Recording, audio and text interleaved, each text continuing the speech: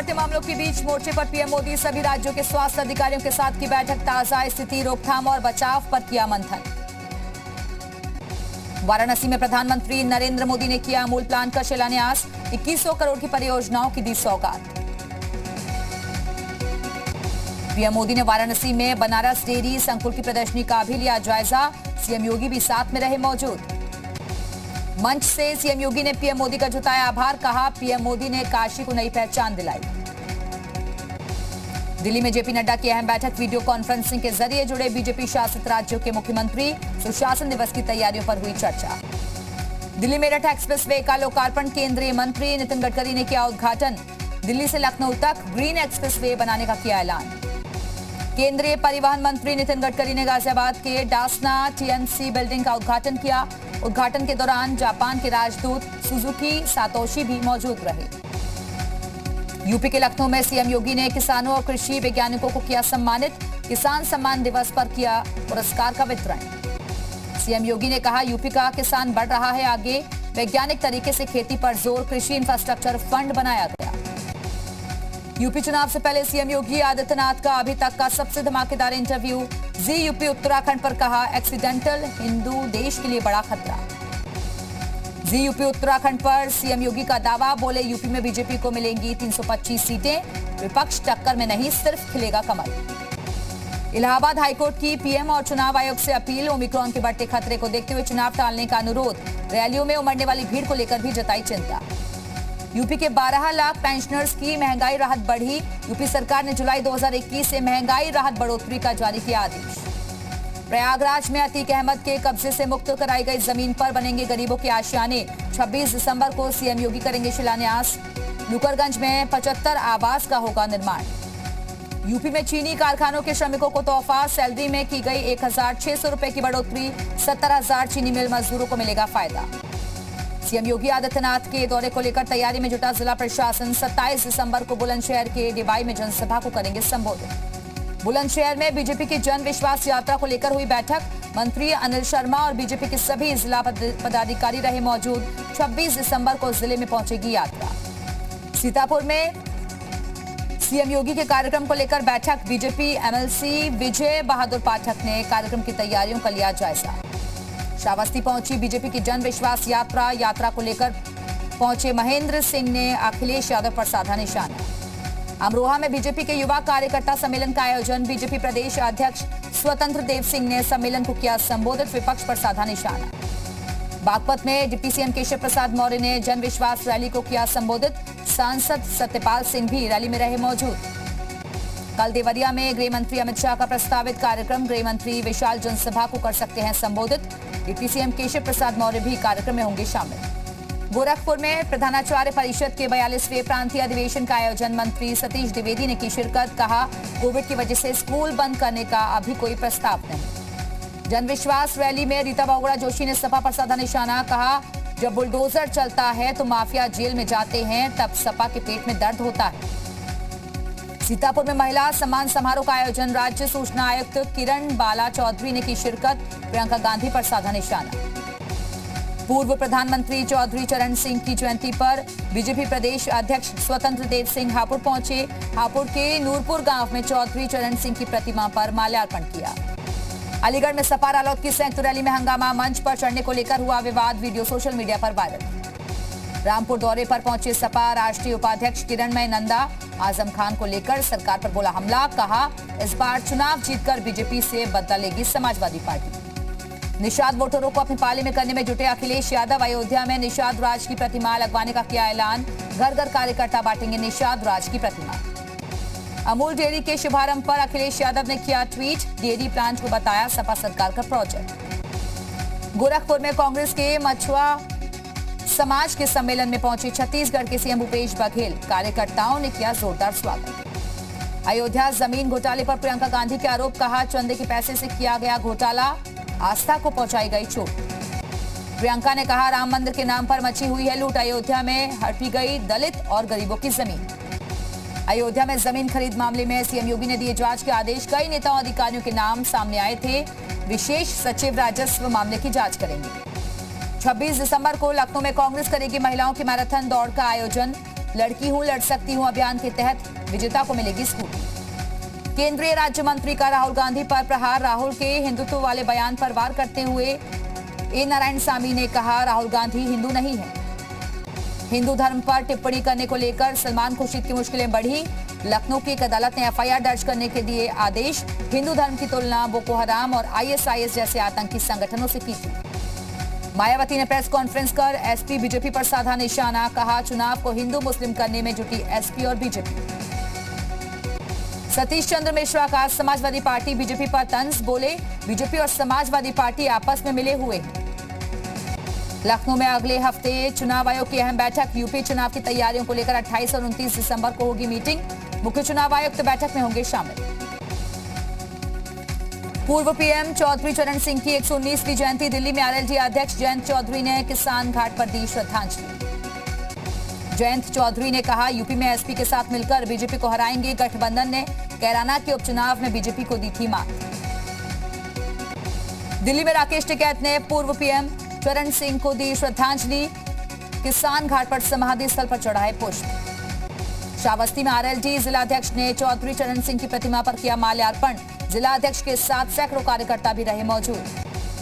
40 साल पहले परिवार से बिछड़ पाकिस्तान पहुंची संभल की मुन्नी। हिंदुस्तान वापसी के लिए सरकार से लगाई गुहार। 12 साल की उम्र में घर से हुई थी गायब। ग्रेटर नोएडा के शाहबेरी में आग का तांडव। सिलेंडर फटने से दुकान में लगी भीषण आग। कड़ी मशक्कत के बाद आग पर पाया गया काबू। कानपुर में इनकम टैक्स की कार्रवाई। इत्र कारोबारी के घर पर मारा गया छापा। नोट गिनने की मशीन लेकर पहुंची आईटी की टीम। नोएडा में कैमरे में कैद मौत की लाइव तस्वीरें। फैक्ट्री में काम के दौरान हुई सफाई कर्मी की मौत। मुआवजे की मांग को लेकर परिजनों ने काटा हंगामा। गाजीपुर में जनसंख्या समाधान यात्रा के काफिले पर हमला। काफिले में शामिल करीब 6 लोग जख्मी। सपा का झंडा लगी गाड़ियों से आए थे हमलावर। बिजनौर में जेई का नोटों की गड्डियां लेते हुए वीडियो वायरल। हालांकि वीडियो वायरल होने के बाद आरोपी जेई ऑफिस नहीं आ रहा है।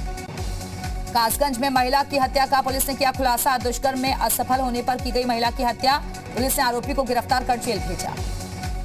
देवरिया में तेज रफ्तार बोलेरो और ट्रैक्टर ट्रॉली में टक्कर। हादसे में बोलेरो सवार 3 महिलाओं की मौके पर ही मौत। जालौन में सड़क किनारे खड़े ट्रक में टकराई स्कॉर्पियो। हादसे में 2 लोग गंभीर रूप से जख्मी। जालौन कोतवाली क्षेत्र की घटना। उन्नाव में विवाहिता की संदिग्ध परिस्थितियों में हुई मौत। मायके पक्ष ने ससुराल पक्ष पर लगाया दहेज हत्या का आरोप। मुकदमा दर्ज।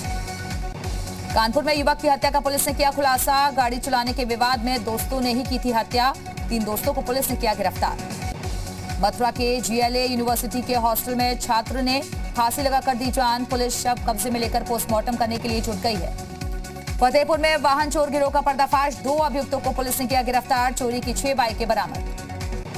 मेरठ पुलिस की राहुल काला के यहां कुर्की। 3 करोड़ की संपत्ति की जब्त। राहुल काला पर कई मुकदमे पहले से हैं दर्ज। मुजफ्फरनगर में ड्रग विभाग ने की छापेमारी। एक मकान से लाखों की सरकारी सप्लाई की दवाई और फिजिशियन के सैंपलों का जखीरा बरामद। हाथरस में पुलिस और एसओजी की संयुक्त कार्रवाई। 6 शातिर लुटेरों को पुलिस ने किया गिरफ्तार। करीब 2.5 लाख के जेवरात बरामद। सहारनपुर पुलिस का अपराधियों के खिलाफ अभियान जारी। 10 दिनों में 22 अपराधियों को गिरफ्तार कर जेल भेजा। कानपुर में पुलिस ने किया नकली शक्तिवर्धक दवाओं के कारोबार का भंडाफोड़। 2 महिलाओं को दवाई के साथ किया गिरफ्तार। वाराणसी में सेंट्रल बार एसोसिएशन का वार्षिक चुनाव हुआ संपन्न। अधिवक्ताओं ने बढ़ चढ़कर मताधिकार का किया इस्तेमाल। जौनपुर में नगर पालिका की अतिक्रमण पर कार्रवाई। हाईकोर्ट के आदेश के बाद कब्जा मुक्त कराई गई जमीन। संगम की रेती पर जनवरी 2022 में लगने वाले माघ मेले के लिए जमीन आवंटन का काम शुरू। सबसे पहले दंडी सन्यासियों को जमीन आवंटित। गाजियाबाद समेत 5 जिलों में शुरू हुआ सीरो सर्वे। पूरे प्रदेश में लिए जाएंगे करीब 5000 सैंपल। 27 दिसंबर तक पूरा किया जाएगा सर्वे। फर्रुखाबाद में प्रशासन के दावे हवा हवाई। लाखों रुपए वित्तीय आवंटन के बाद भी सैकड़ों लोग खुले आसमान के नीचे सोने को मजबूर।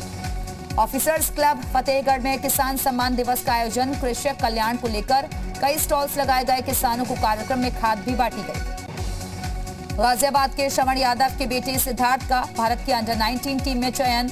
अंडर 19 में देश का प्रतिनिधित्व करेंगे सिद्धार्थ। सीएम पुष्कर सिंह धामी आज कुमाऊं क्षेत्र के दौरे पर रहे और सीएम ने बागेश्वर जिले में विकास योजनाओं का लोकार्पण और शिलान्यास किया। हल्द्वानी में प्रधानमंत्री नरेंद्र मोदी के कार्यक्रम को लेकर सीएम धामी ने की समीक्षा बैठक। 30 दिसंबर को हल्द्वानी दौरे पर रहेंगे पीएम मोदी।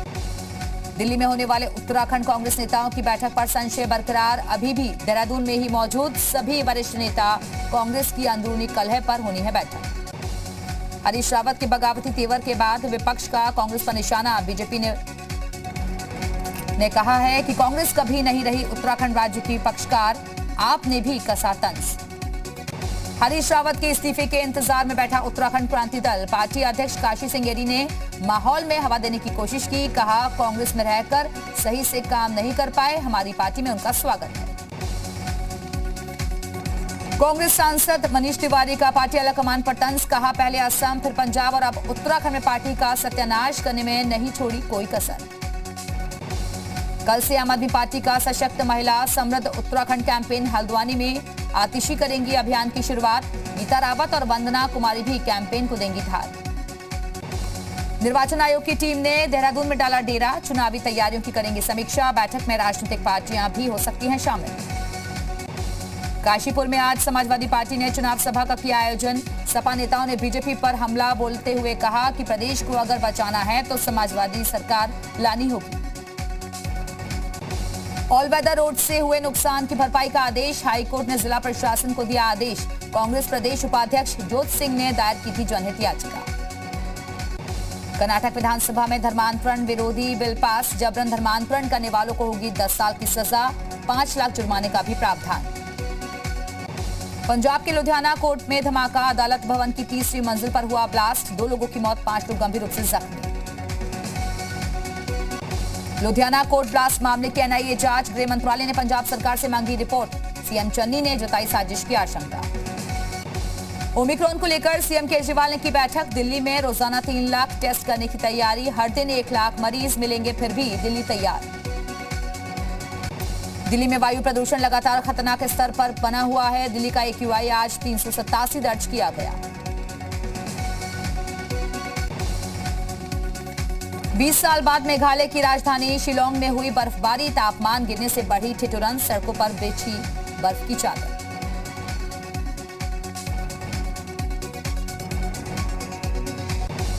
शिमला के आइस स्केटिंग रिंग में सैलानी ले रहे हैं आइस स्केटिंग का मजा, कड़ाके की ठंड के बावजूद भी लोग जमकर कर रहे हैं मस्ती। जम्मू कश्मीर के पुंछ में बर्फबारी का दौर जारी, सड़कों पर बिछी बर्फ की सफेद चादर। अमेरिकी क्रिकेट टीम ने अपने पहले T20 मैच में आयरलैंड को 26 रनों से हराकर बड़ी जीत हासिल की है। अमेरिका की टीम में भारत और पाकिस्तान के खिलाड़ी भी शामिल हैं। IPL 2022 के अगले सीजन के लिए मेगा नीलामी का आयोजन 12 और 13 फरवरी को किया जा सकता है। खेल मंत्रालय ने एक साथ कई खेलों में महिला लीग के आयोजन करने का फैसला लिया है। बांग्लादेश के खिलाफ सीरीज के लिए न्यूजीलैंड क्रिकेट बोर्ड ने नई टीम का ऐलान कर दिया है। हैरान कर देने वाली बात यह है कि एजाज पटेल को टीम में शामिल नहीं किया गया।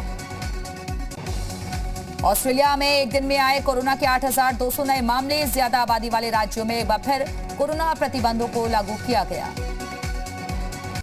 स्पेन में भी सार्वजनिक जगहों पर मास्क पहनना अनिवार्य कर दिया गया है। ओमिक्रॉन के संक्रमण को देखते हुए वैक्सीनेशन की प्रक्रिया को तेज कर दिया गया है। ब्रिटेन में भी कोरोना का कहर थमने का नाम नहीं ले रहा है। बीते 24 घंटे में 1 लाख से ज्यादा केस मिलने से हाहाकार मचा हुआ है। अगले साल फरवरी में होने वाले बीजिंग ओलंपिक्स की तैयारी तेज, कोविड संक्रमण को नियंत्रित रखने के लिए चीन कड़ी तैयारी कर रहा है। कोलंबिया के कैली जू में मनाया गया प्री क्रिसमस जश्न, जानवरों को दी गई उनकी फेवरेट डिश।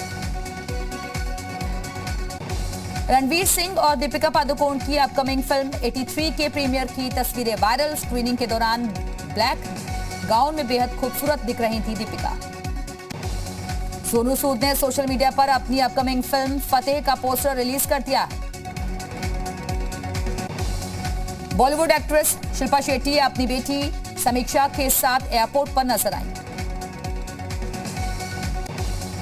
साउथ सुपरस्टार धनुष ने अपनी अपकमिंग फिल्म का मोशन पोस्टर शेयर किया।